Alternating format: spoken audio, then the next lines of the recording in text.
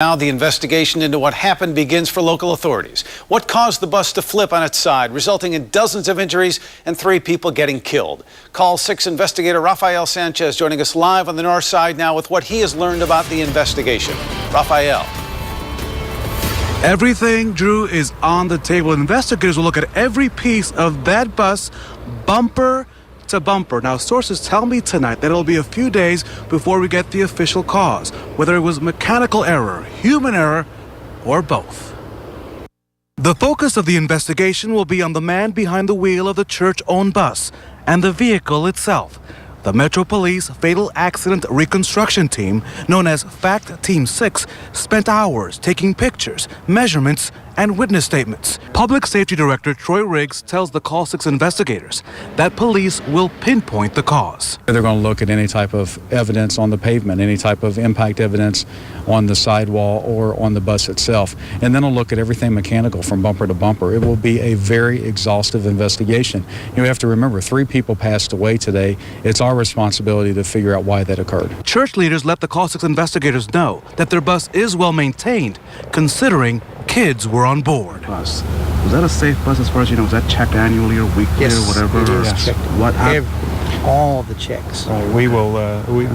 We could assure you all the T's were crossed and the I's dotted.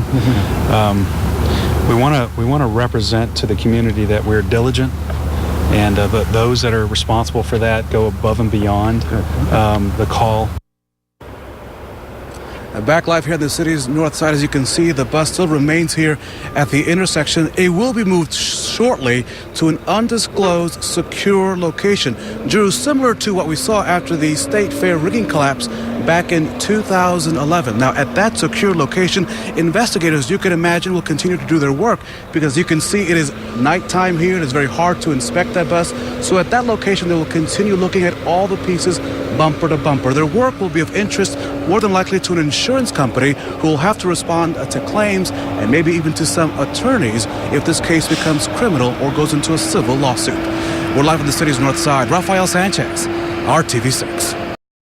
We have big new details tonight surrounding that church bus crash that killed 3 members of the Colonial Hills Baptist Church. Inspectors confirmed they took another look at the brakes for the bus involved in that accident. Tonight, our Call 6 investigators have new details on those inspections. Call 6 investigator Rafael Sanchez joins us now with the very latest. Todd and Erica, good evening. The news just went out in an RTV6 push alert. Sources tell me that initial inspections show that the bus's brake system was fine. That's the sound of a brake when a driver stops a charter bus. Investigators have been focused on the brake system of this bus, belonging to Colonial Hills Baptist Church. Police say the driver of the bus, Dennis Maurer, told them that the brakes failed while returning from a camp trip in Michigan. 3 people and an unborn baby were killed. While a church family mourns, it's the mechanics of the bus that have also been top of mind for state police. We wanted to give you an idea at what state police investigators are looking at. This bus here is similar to the one involved in that crash. It also has a similar braking system. In the underbelly, investigators have been looking at the axles, the brake pads, and push rods that help a bus stop and go. Sources tell the Call 6 investigators that an initial review of the charter bus shows that its brake system was working on July 27th. That would be consistent with what church leaders told us as they defended their bus's maintenance record hours after the crash. I can assure you that the people responsible for that were. I would trust them with my life. Thank you.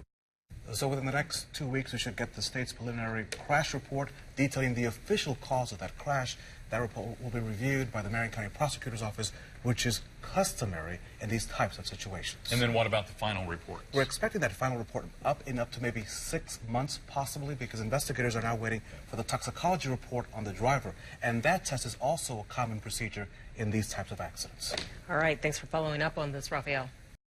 It was a horrible scene. July 27th at 4:15 p.m. on the city's north side. 3 members of the Colonial Hills Baptist Church killed, others injured following this crash.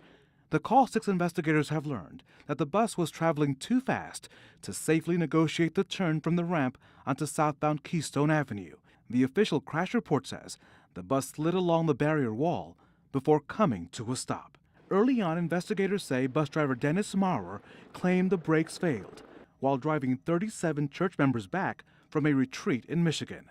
But the report says the tire marks show Maurer did brake but was unable to avoid the wall.